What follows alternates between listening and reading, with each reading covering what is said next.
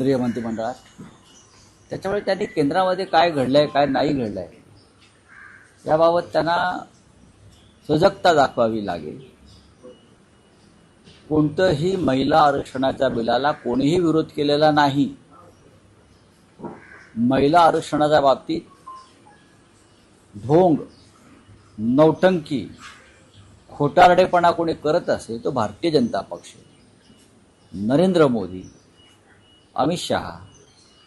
2023 साली ह्याच देवेंद्रजी फडणवीस यांनी एक ट्विट केलं होतं आणि महिला आरक्षण बिल संसदेमध्ये मंजूर झाल्याबद्दल नरेंद्र मोदी यांची वाहवा आणि अभिनंदन केलं होतं. ह्याच देवेंद्र फडणवीस आरक्षणाचं किंवा महिला सक्षमीकरणाचं बिल जे आहे हे 2023ला मंजूर झालेलंच आहे ना.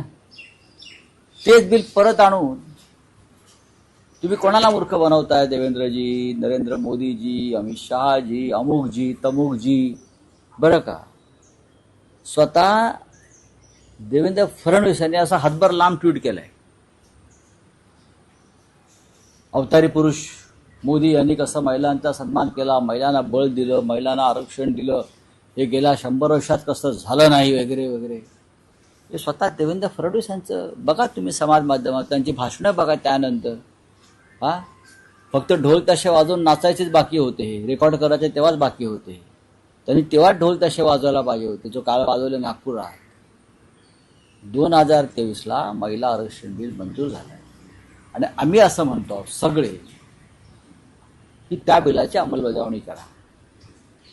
पण त्या बिलात त्यांनी घुसवलंय आता डिलिमिटेशन बिल आणि हे संविधान आणि पार्लमेंटरी नियमाच्या विरोधामध्ये. एक बिल दोनदा कसं मंजूर होणार कळतं का?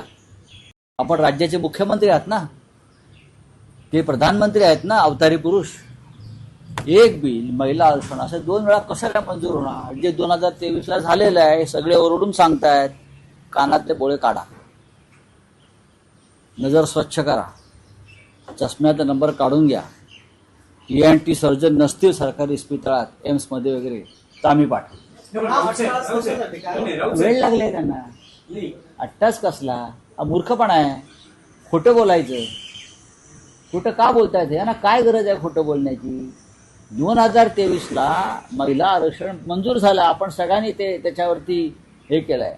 देवेंद्र फडणवीसांचा हातभर असं ट्विट आहे, हातभर एवढं लांब आहे, एवढा आहे, एवढं ट्विट. आणि त्यांनी मोदींचं जे काय कौतुक केलंय, म्हणजे जो काय त्यांनी शब्द भांडार उधळले त्याच्यामध्ये, अलंकार उधळलेले आहेत मोदींवर.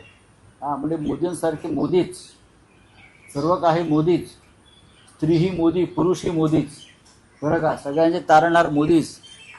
अशा पद्धतीचं ते ट्विट आहे. हे मोदींशिवाय कोणी करूच शकत नाही वगैरे असं असं.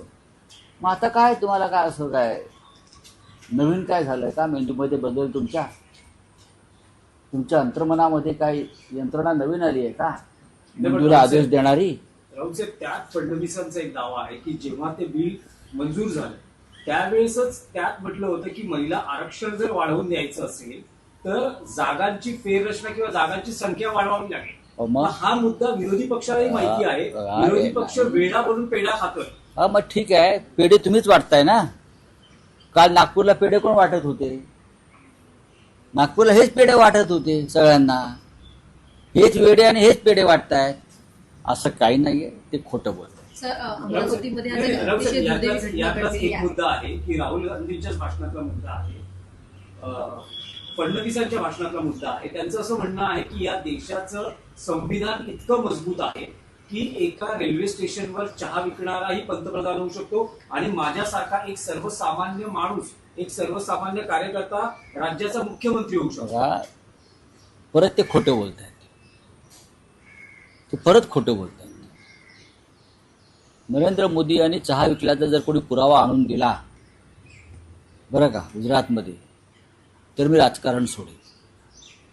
नरेंद्र मोदी ज्या काळामध्ये चहा विकत होते असं म्हणतात त्या काळात ते रेल्वे स्टेशन अस्तित्वातच नव्हतं. 71 सालाच्या आसपास काय तिथं आहे तेव्हा ते स्टेशनच अस्तित्वात नव्हतं. मला मी सांगतो ना, मोदी या दंतकथा. मग काय पाण्यात नदीत उडी मारली, मग एक मगर आली, मग त्या मगरीशी मी कुस्ती केली, असे ते बाललीला त्यांच्या ज्या आहेत त्याच्यामधली ही चहा विकण्याची लीला आहे. कोणीही चहा वगैरे काय विकला नाही. आपण पाहिला असेल अलीकडच्या काळातले मोदींची छायाचित्र प्रसिद्ध होत आहेत. लंडन, अमेरिका, फ्रान्स बालवयात टाय सूट लावून शाळेत जात आहेत. ह्या दंतकथा पसरवल्या जणू काय मोदी अवतारी पुरुष आहेत. Modi non biological. बघा, नॉन बायोलॉजिकल माणूस शाळेत कसा जाईल, चहा कसा विकेल, मला सांगा जरा. जो आईच्या गर्भातून जन्माला आला नाही असते म्हणतायत, नॉन बायोलॉजिकल, अनैसर्गिक, ईश्वराप्रमाणे, तो कशाला चहा घ्यायला विकेल तिथे रस्त्यावर जाऊन? चहा कशाला विकेल प्लॅटफॉर्मवर? मुळात तो प्लॅटफॉर्म मोदी ज्या काळात चहा विकत होते असा दावा करतात, त्या काळात तो बनलेलाच नव्हता. ते स्टेशनच नाही बनलं, ते चहा कुठून आला? मोदींचा जन्मच झाला नाही, ते अवतारी आहेत, तर चहा कशाला विकतील? त्यांचं आता सुदर्शन चक्र आहे ना, ते फिरवत फिरवत त्यांना सगळं मिळेल. खोटं बोलतात, खोटं बोलतात.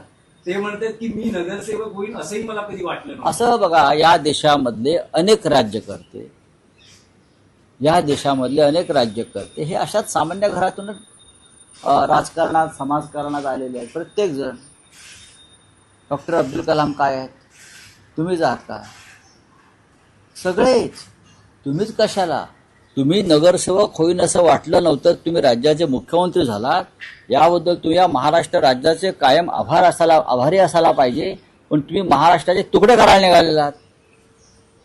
धर्माधर्मात द्वेष निर्माण करताय, खोटं बोलताय, रोज उठून सुडानं वागताय, सगळ्यांशी द्वेषानं वागताय. जो माणूस सामान्य घरातून जन्माला येतो तो असं वागत नाही.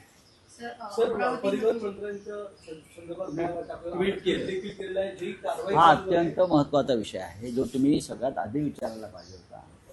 या राज्यातील हजारो रिक्षा चालक जे मराठी आहेत, सामान्य कुटुंबातले आहेत. देवेंद्रजी म्हणतात तितके सामान्य नाहीत, हे अतिसामान्य. तर ह्या सामान्य लोकांना नगरसेवक होता येणार नाही, आमदार होता येणार नाही, मुख्यमंत्री होता येणार नाही. ते रिक्षा चालवतात आणि पोट भरतात. अशिक्षित आहेत, बहुसंख्य सुशिक्षित आहेत. मी आता नाशिक दौऱ्यावर होतो, त्याच्या आधी इतर काही शहरात गेलो तेव्हा जे रॅपिडो बाईक नावाचा ॲप आणि जो का प्रकार आलेला आहे बरं का, बाईक रिक्षा, त्याच्यामुळे या हजारो रिक्षा चालकांचं रोजीरोटी संकटात आली आहे. मराठीच आहेत ना. एका बाजूला तुम्ही मराठी शिका, अमराठी रिक्षा चालकांना असं सांगताय, चांगलं आहे. त्याच वेळेला जे मूळचे मराठी भूमिपुत्र आहेत त्यांची रोजीरोटी तुम्ही हिरावून घेताय. मी प्रताप सरनाईक जे परिवहन मंत्री आहेत त्यांना आज पत्र लिहिलेलं आहे आणि त्यांना सांगितलं आहे हे शिष्टमंडळ त्यांना भेटू इच्छित आहे, त्यांना भेट मिळत नाही. आंदोलन करू इच्छित आहेत, आंदोलनाला परवानगी देत नाहीत. मग प्रश्न मांडायचे कसे?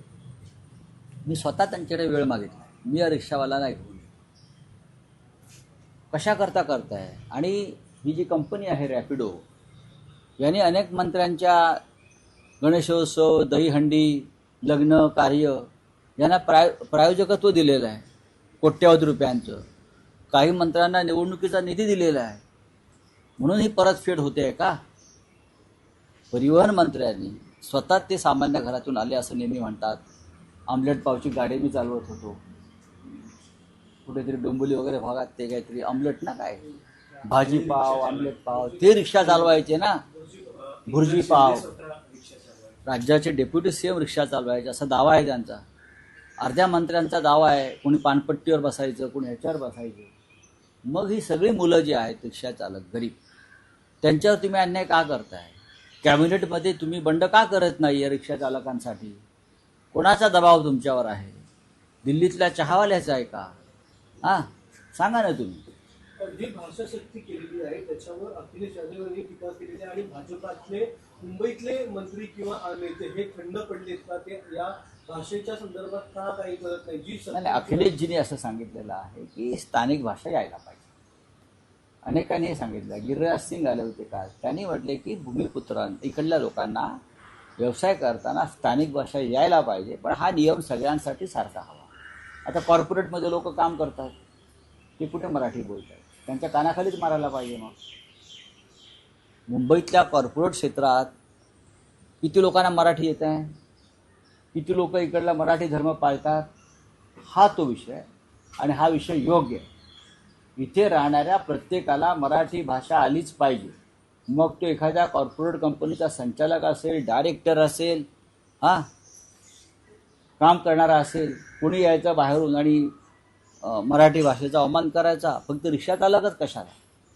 कायदा आहे ना इथे मराठीचा, तो सर्वांना अंमलात आणावा असं अखिलेश यादव यांचं म्हणणं आहे. मोठी दुर्घटना घडलेली आहे. अमरावतीच्या रुग्णालयामध्ये आग लागली. 39 जे नवजात बालक होते ते प्रभावित झाले, तर 3 बालकांचा जागीच मृत्यू झाला. हो, मग त्याच्यात आता राज्याचे जे मुख्यमंत्री आहेत देवेंद्र फडणवीस, ते हे राहुल गांधीमुळे झालं असं म्हणणार आहेत का? काय की पंडित नेहरूमुळे झालं? तुमचं राज्य हे रसातळाला गेलेलं राज्य आहे. आरोग्य, शिक्षण, रस्ते विभाग, कुठे एकही खातं नीट चालत नाही. मुलं जळली जात आहेत, मारली जात आहेत, खड्ड्यामध्ये लोक पडून मृत्यू होत आहेत. आणि तुम्ही हे राहुल गांधीची स्पर्धा करताय. राहुल गांधीची स्पर्धा तुम्हाला शक्य नाही देवेंद्रजी. या क्षणी राहुल गांधी खूप पुढे निघून गेले. हे काल जे होते हे स्वयंसेवकांची मुलं होती त्यांच्या.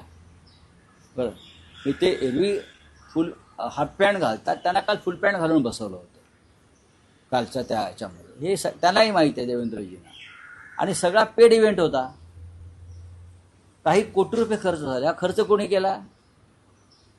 जो ठेकेदार शालेय पोषण आहारामध्ये भ्रष्टाचार करतो, वाटाणावाला, बरं का, वाटाणा शिजत नाही ना 13 शिट्यानंतर, पगारिया नागपूरचा, तो हे खर्च करतो सगळे. म्हणून त्याला कॉन्ट्रॅक्ट्स मिळतात. पगारियाची सर्वपक्षीय मला माहीत नाही, माझ्याकडे त्याचं उत्तर नाही. कोणी असेल, जर त्याने गुन्हा केलाय तर त्याच्यावर कारवाई व्हायला पाहिजे आणि त्याचं कॉन्ट्रॅक्ट रद्द केलं पाहिजे. हे तुमचे प्रश्न अत्यंत चुकीचे आहेत की सर्वपक्षीय, धर्मपक्षीय. गुन्हा केलाय ना, आता झालाय ना, तुम्ही त्या मुलांची बाजू घेतली पाहिजे. पत्रकारांनी पगाराची काय बाजू घेते? पगार या सगळ्या पक्षाचा आहे म्हणून. माझा आहे का? माझं कोणी नाही, मला माहीत नाही, मी पक्ष बघत नाही. शालेय पोषण आहारामध्ये मुलांना अत्यंत निकृष्ट दर्जाचं अन्न मिळत आहे. तो कोणी असेल, तो ह्या पक्षाचा, तो त्या पक्षाचा, सर्व पक्षाचा, मग सर्व पक्ष गुन्हेगार आहेत. त्या मुलांची माफी मागा जाऊन सगळ्या पक्षांनी. आणखी एक प्रश्न आहे की सर्वोच्च न्यायालयाचे न्यायाधीश प्रसन्न वराळे यांनी एक मत व्यक्त केलेलं आहे की कुंभमेळ्याच्या मोठ्या बघा, न्यायमूर्ती प्रसन्न वराळे 1% म्हणजे 35 ते 38 कोटी रुपये हे जर ग्रामीण भागातल्या शाळांवर खर्च केले, शाळा वाचवण्यासाठी जे आंदोलन सुरू आहे, मराठी शाळा खर्च केले, त्या शाळा वाचतील. अशा प्रकारचं विधान सुप्रीम कोर्टाचे न्यायाधीश न्यायमूर्ती प्रसन्न वराळे यांनी केलं आहे. आणि ते अत्यंत महत्त्वाचं विधान आहे. आम्ही तेच सांगतो. नाशिकच्या कुंभमेळ्यामध्ये 38,000 नाही, आता 45,000 कोटीपर्यंत बजेट गेलं. त्यातले फक्त 10 ते 15,000 कोटीच खर्च होणार आहे फार तर. बाकीचे सगळे ठेकेदारांच्या माध्यमातून मंत्र्यांच्या, कुंभमेळा मंत्र्यांच्या, चंपतरायच्या खिशात जाणार आहे सगळ्यांच्या. हे मी उदाहरण दिलं आहे तुम्हाला. एकाच दिवशी 27 कोटी रुपये मंत्र्यांच्या जावयाच्या खिशात गेले फक्त दलालीमध्ये. या कंपनीला कॉन्ट्रॅक्ट दिलं 76,000ला, तिथून खाली दुसऱ्या कंपनीला तेच कॉन्ट्रॅक्ट दिलं 55,000ला, एकदम खाली आलं 35,000 कोटीला.